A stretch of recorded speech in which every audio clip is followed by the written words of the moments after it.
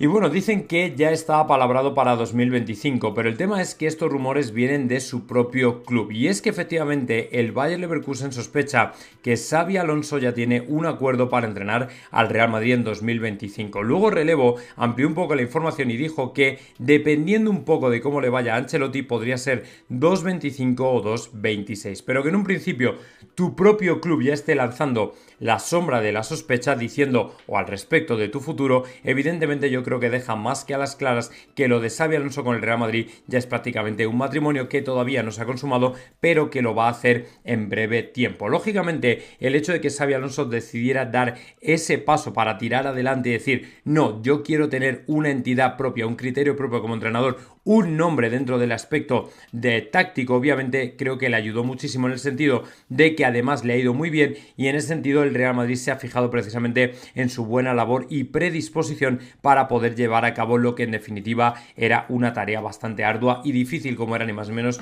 que la de saltar a un primera de Alemania, que encima estaba en una situación tremendamente mala por debajo de la mitad de la tabla y llegarlo a colocar primero de Alemania, campeón de la Bundesliga, campeón de la Copa de Alemania y encima finalista de la Europa League, que perdió, pues prácticamente nadie se explica por qué, contra un grandísimo Atalanta de Gasperini que lógicamente no le dio opción, pero que llamó mucho la atención porque llevaban 50 y tantos partidos sin perder y honestamente yo creo que eran los grandes favoritos. Pero bueno, en cualquier caso, eso al Real Madrid no le nubla la vista y saben perfectamente que Xabi Alonso es un grandísimo entrenador y que precisamente por eso es por lo que muy probablemente vamos a tener a Xabi Alonso en los banquillos a partir del año que viene. Así que bueno, yo me alegro mucho porque lógicamente es una muy buena noticia que ya tengamos un reemplazo más o menos seguro de Carlo Ancelotti. Ahora otra cosa es cómo le pueda ir, ¿vale? Cómo le pueda ir en el sentido de que al final sea respetado por el vestuario, por el banquillo y todo este tipo de cosas, que yo creo que sí, pero bueno, que estas cosas del fútbol nunca se sabe porque siempre crees que todo va a ir bien y a lo mejor un día se tuerce.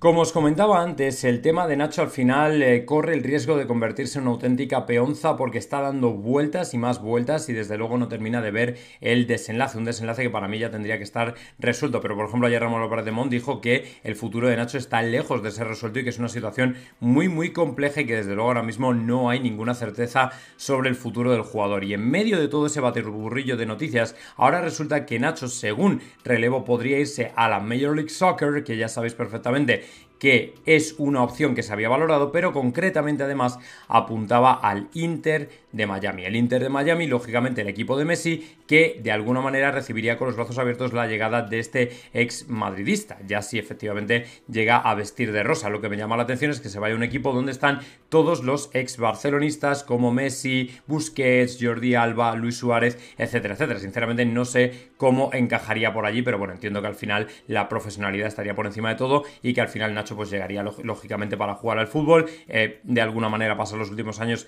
de experiencia futbolística por allí, pero sobre todo para hacer negocios, que es en definitiva lo que yo pienso o creo personalmente que va a ocurrir. Así que bueno, pues creo que es un buen trampolín lógicamente para Nacho, para el mundo empresarial. Creo que al final Nacho será probablemente un cargo en el Real Madrid de una forma o de otra por su preparación directiva y que seguramente estará en el equipo blanco pues a la vuelta de cuando se cansa. A lo mejor pasa 4 o 5 años por allí por Estados Unidos, se vuelve y listo. Así que nada, pues es cuestión de animarle y de decirle que nada, que le vaya muy bien. Lógicamente sea el Inter de Miami o no, a mí eso me da absolutamente igual. Además le envidio mucho porque va a ir a vivir a Florida, que a mí me encanta, ya sabéis que es mi debilidad. Pero bueno, en cualquier caso, mucha suerte para Nacho, se vaya, que cuidado, que ya digo que a lo mejor no se va porque Ramón Álvarez de Mon está diciendo todavía que cuidado, que la situación de Nacho no está nada clara, que todavía hay que ver muchas cosas y tal igual. Bueno, pues al final habrá que esperar al final de temporada para que se desenvuelva o se desenlace todo y al final sepamos exactamente qué es lo que va a ocurrir con Nacho. Y para giros ni más ni menos que los que está dando el caso de Leny Yoro, porque si ayer nos comentaban que había ya un acuerdo entre el PSG y el propietario del Lille, ahora resulta que el equipo agarra y dice y afirma lo que estáis viendo por aquí. Leny Yoro está atraído con la idea de jugar o de unirse al Real Madrid y puede imaginar su destino como Rafael Varane y que el PSG actualmente no está ni siquiera cerca de firmarlo. Es decir, de alguna manera el equipo destruye esa información de Le Parisien que trajo Coraline al programa de Andrés Martínez y desmiente que el PSG esté interesado en firmarle. Hombre, a mí esto me cuadra porque el Lille no estaba desde luego demasiado contento con la idea de vendérselo al máximo rival o a uno de los máximos rivales como el Paris Saint-Germain, pero como iban a poner más dinero que el Real Madrid, se hablaba de unos 55 millones de euros, pues yo pensaba que al final habían cedido y que se iba a ir ahí. que ya digo que en el mundo del fútbol normalmente un jugador acaba jugando donde quiere jugar y al club, en tanto en cuanto le den dinero, normalmente le da un poco igual que efectivamente al final el jugador se vaya a un equipo o a otro, ¿me entendéis? Entonces en este sentido yo personalmente creo que efectivamente Leny Yoro todavía tiene opciones de venir al Real Madrid, pero que es un fichaje que todavía va a dar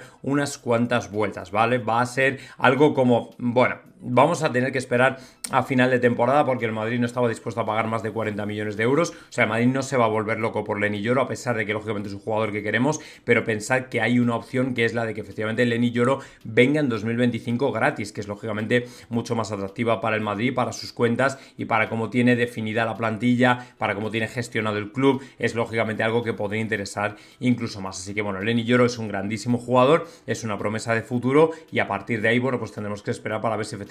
nos compensa o no, porque hay que pagar a Mbappé, hay que pagar a Davis, a otros jugadores que van a venir y muchas otras cosas que lógicamente pueden encarecer el producto y el presupuesto en definitiva. Así que bueno, vamos a ver qué decide Florentino con el tema de Leny Yoro.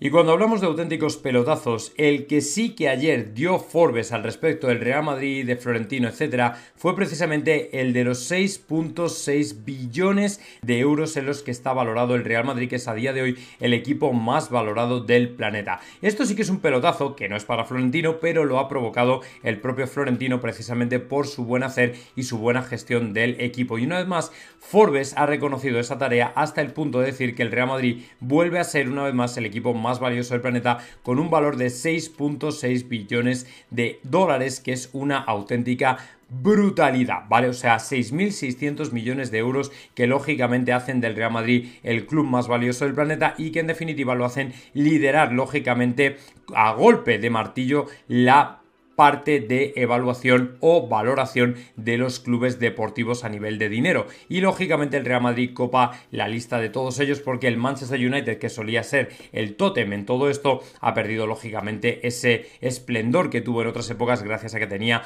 otros entrenadores, otro proyecto, otros jugadores, otra actitud, otra mentalidad, otros propietarios y otro tipo de ver las cosas. Ahora mismo el United ya no es lo que era y el Real Madrid ha aprovechado para hacerle el sorpaso que más estábamos esperando todos que iba a ocurrir, porque en definitiva esto era crónica de una muerte anunciada. O sea, el Real Madrid, tal y como ha ido haciendo la gestión, por cómo ha invertido en el Bernabéu, lógicamente yo creo que aquí ha dejado todo muy claro en el sentido de que el Real Madrid tiene la intención de dominar a nivel de finanzas también todo el mundo del deporte y desde luego va camino de hacerlo. A mí ya no me quepa la menor duda de que el Madrid va a ir incrementando su valor, porque cuando veamos el cierre de cuentas de este año, ya con la mitad del año, con el estadio operativo a nivel de conciertos, o sea, va a ser una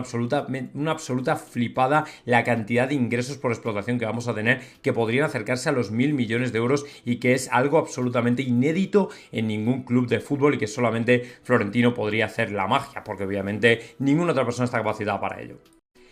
Y una nueva actualización de Araujo que no tiene nada que ver con la que os mandé el día anterior o con la que os di el día anterior, porque Araujo, por lo visto, y esto lo dice el Diario Sport, le habría dicho que no al FC Barcelona y a su oferta de renovación, lo cual sitúa al jugador con pie y medio fuera de la entidad blaugrana. Ahora Araujo está agradecido al Barça, pero pronto podría optar por otro club. Y aquí es donde entra Florentino y las ganas del madridismo que tiene de ver ni más ni menos cómo Florentino le hace otra levantada mundial al FC Barcelona, que sería tremendamente emocionante y enriquecedora por ver cómo efectivamente Araujo se va del FC Barcelona y se cambia la camiseta culé por vestir la del Real Madrid, que es lo que todos estaríamos deseando que ocurriera. En definitiva, Araujo es un tipo que, en mi opinión, ha visto muy mermado y sesgado su sentimiento culé en estas últimas jornadas de la temporada, tanto en la Champions como ahora cuando le expulsaron, cuando le señalaron públicamente, cuando quedó retratado. Yo creo que eso ha mermado su espíritu de seguir luchando en un Barcelona y ha empezado a darse cuenta de que quizá un proyecto serio como el del Real Madrid puede ser una buena opción. Por eso yo creo que está abriendo la puerta. Sinceramente no creo que a Araujo le interese ir a ningún otro club de ningún otro sitio en Europa. Puede ser la Premier, puede ser, ya esto en la Premier, es absurdo, en la Premier, o puede ser en Alemania, el Bayern de Múnich, que dicen que el Bayern de Múnich y tal, pero para el Real Madrid es un fichaje de 70 millones, que no es una locura, por un jugador que ya está más o menos consagrado. O sea que realmente el Real Madrid sí que podría considerar a este jugador como una posibilidad, en tanto en cuanto estoy seguro que él querría venir y unirse al Real Madrid, porque además hubo contactos antes de que firmara por el FC Barcelona para venir al equipo blanco, como sucede con todos los grandes jugadores. Entonces, si Araujo tiene a bien moverse un poquito, hacer una llamadita al Real Madrid, hacer algún pequeño guiño y tal y cual, yo sinceramente creo que Araujo sería muy bien recibido en el madridismo, porque además ha sido un tipo que nunca ha tenido ningún tipo de declaraciones altisonantes contra nosotros, sino más bien todo lo contrario, así que bueno, pues es cuestión de esperar.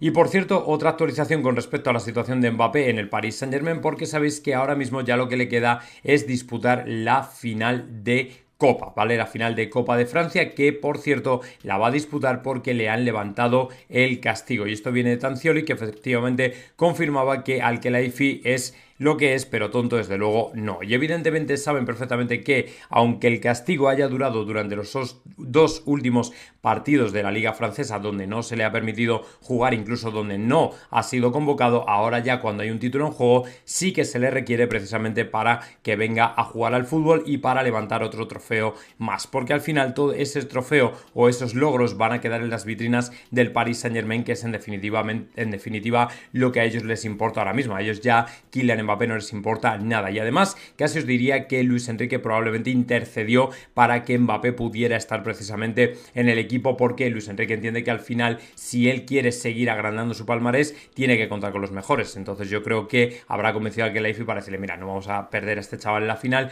Lo primero porque va a dar lugar a muchas habladurías, a muchos rumores, especulaciones, mala relación, todo este tipo de cosas de la prensa, va a contaminar el ambiente, lo va a intoxicar y no va a permitir que podamos realmente hacer un partido bien concentrados y bien puestos precisamente para poder llevarnos ese título, que bueno, que ya es menor, que no es tan importante, pero que en definitiva es absolutamente innegociable para el Khelaifi, ¿vale? No es un título al que se pueda, o que el Paris Saint-Germain se pueda permitir no ganar. O sea, es un título que es un must. Es como la Liga Francesa. O sea, evidentemente la Champions es lo que desean, es lo que quieren, pero bueno, si la pierdes, como que bueno, no peligra tu puesto, pero perder una Liga de Francia, perder una Copa de Francia para ellos es absolutamente inasumible, con lo cual veo muy complicado que Luis Enrique no quiera contar lógicamente con el mejor jugador de la plantilla, que actualmente es Mbappé. Otra cosa es a partir de la temporada que viene lo que ocurra, lo que pase y cómo se lo monten para poder defender ese hueco tan grande que va a dejar, pero eso ya es harina a otro costal.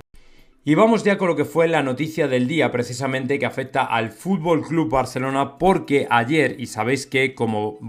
habéis visto ahí, el FC Barcelona ha perdido a uno de sus equipos que ha sido descendido, o que en cierto modo, vamos a decir, no ha podido mantenerle en la plaza en la máxima categoría. Es el Barça de básquet femenino, que tendrá que dejar su plaza en la Liga Endesa por 500.000 euros al año. Es decir, no se podía pagar este presupuesto y se tienen que bajar, me parece que algo así como a la tercera o a una tercera división o algo parecido. Pero de lo que subyace de esta noticia, lo más importante es ver cómo efectivamente la quema está empezando ya a llegarle a los zapatos a la porta. Es decir, que el fuego, el incendio que ellos mismos han agravado, no digo provocado, pero sí agravado, está empezando a llegarles ya a los pies. Y lógicamente el descenso de este equipo del Barça femenino de baloncesto puede ser simplemente el primero de muchos, o el primero de muchas malas noticias que le puedan venir al Barcelona, porque la situación no se sostiene. Lo hemos venido comentando con Tomás, hemos hablado de números, hemos hablado de deuda, hemos hablado de inscripciones, hemos hablado de juicios, de litigios,